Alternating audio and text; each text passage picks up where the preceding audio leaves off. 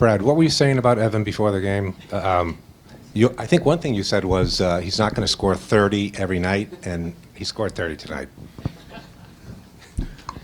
Maybe you read my quote. Maybe that was all on purpose.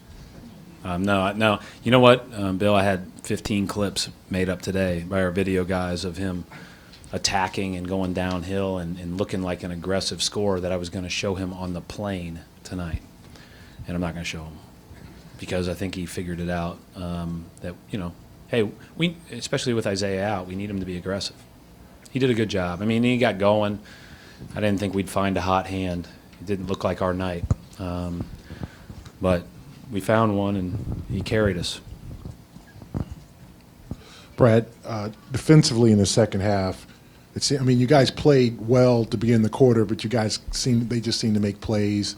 What did you change? Because obviously it worked. It started to take effect in the fourth. Oh, I thought one of our best defenders on the floor and the guy that spearheaded the whole night was Phil Pressey. I thought, Evan carried us in with his scoring. Phil Pressey's defense was huge, and Phil Pressey getting out on the break was huge. And then his ability to get to the foul line, break people down off the dribble, get to the rim a couple times when we've got nothing going was huge. And I just, credited him in our locker room. He didn't play for a month, but he was a pro, and we've talked about that with him all the time, but usually he's gotten a chance to play. But him responding and just being ready is a real testament to Phil.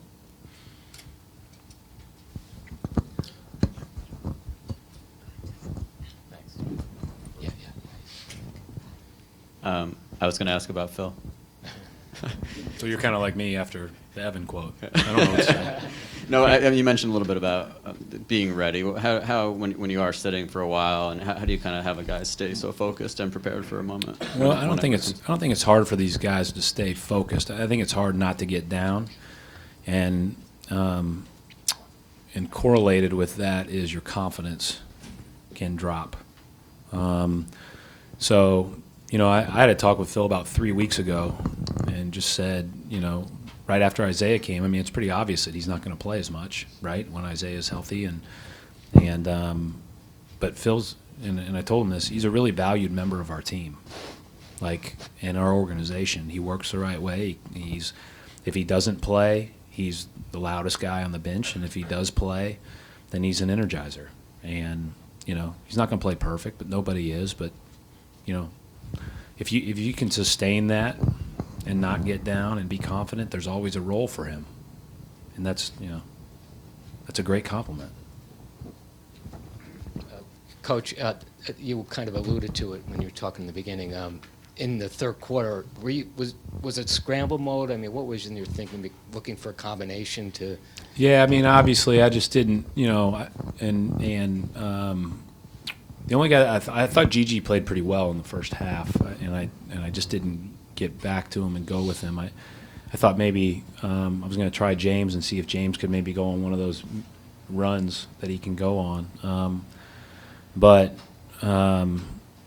Hey, I just couldn't take Phil out, and we were just trying to figure it out around him. The bigs, we had to react a little bit to them because they went small, and we struggled with attacking their smaller lineup all the entire last couple of days. They're really athletic. Coach, you guys continue to fight back and try to get back into this game throughout the game. How satisfying is it for you to see the guys get over the hump late, and how much do you think, just late game execution has, in the previous few games, has helped? I think this is one of the best wins we've had, and the reason I say that is because we didn't have it. Like I said earlier, we didn't have it. And we had to figure it out, and we had to find a way. And that's not easy. But it's a long game, and if you stay the course, you get enough opportunities. You just can't, you have to take advantage of them, especially late. And your margin for error goes down the further you're down.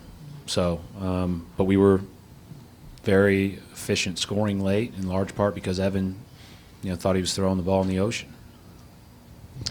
In addition to your pressure on Peyton, how much were you actually trying to foul him? It seemed No, like we were in the trying third. to, in the end of the third quarter, we were trying to foul.